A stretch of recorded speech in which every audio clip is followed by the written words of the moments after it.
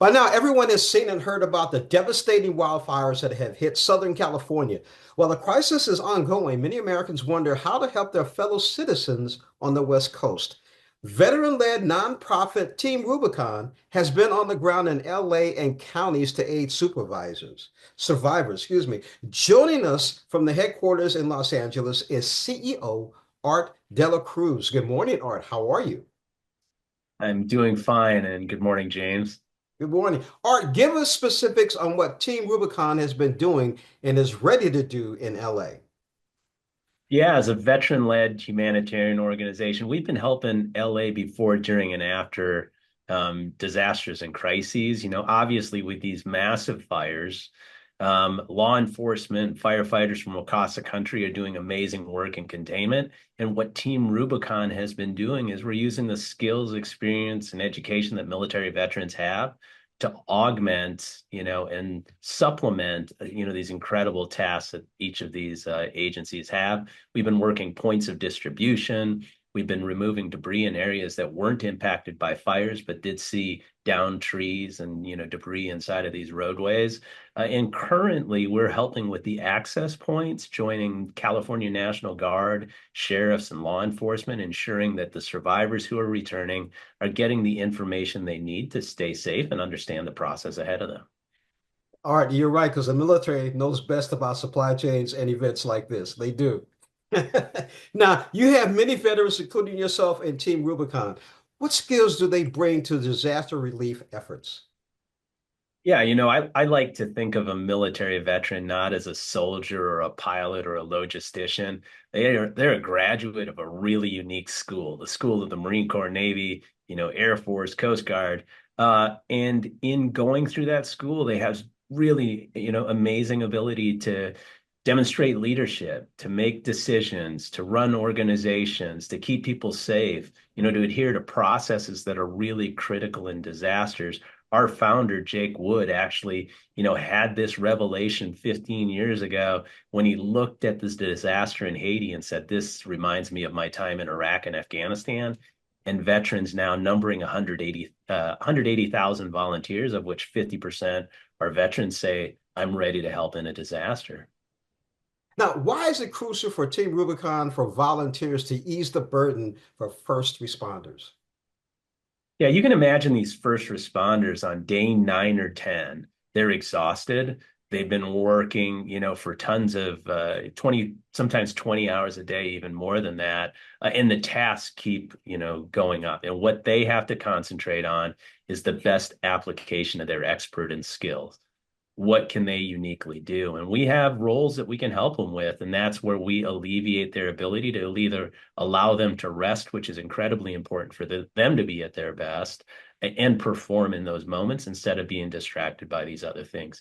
And that's where a volunteer giving their time and energy is really, really additive to this community moving forward.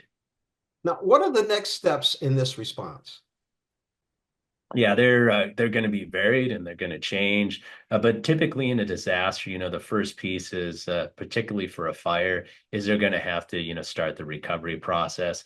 There is a lot of debris that's, actually toxic that's going to have to be removed. People are going to start thinking about rebuilding their homes and their lives with things like getting, where are they going to put, children that have to return to school if their school is burned down. How are they going to, rebuild their lives from the things that are destroyed? And even more so than that, as we're trying to prevent the next disaster, we're working currently with emergency managers about strategies to sandbag some of these burn scarred areas, knowing that February is the rainiest month in Los Angeles, and these burn scarred areas are really prone to mudslides if interventions aren't made early. We know many people want to help, but what are some of the do's and don'ts for any crisis? Yeah, the don't is don't make the process or the system harder. We are actually experiencing in Los Angeles and many places the second disaster, which is all of this goodwill becoming a ton of work. Sorting through donated goods can become really laborious and take a lot of time and distract from the task at hand. So what people can do is, donate cash, because then you can much easier to match the needs with the supplies, being really, really deliberate about ensuring that you're supporting organizations like ours, trusa.org with either money or their volunteering is critical. And then at home and understanding that this could be you and, taking a little time to be resilient and prepare for your own disaster wherever you might be is super critical as well. With that in mind, Art, how can our viewers help? Your viewers can help by, again, I'd encourage you all to figure out if you have, money that you can donate to organizations such as ours. And again, it's trusa.org. Volunteer. We can deliver skills and trainings that allow you to be part of the army that's going to go out there to serve in this disaster or the next one. You're speaking with Art Dela Cruz. He's Chief Executive Officer for Team Rubicon. I got two more questions for you. Since you've majored in your degrees in operations management with the University of Arkansas, but you have a degree in physics from the U.S. Naval Academy. So my question to you is this: was the physicality or physics how Navy beat Army?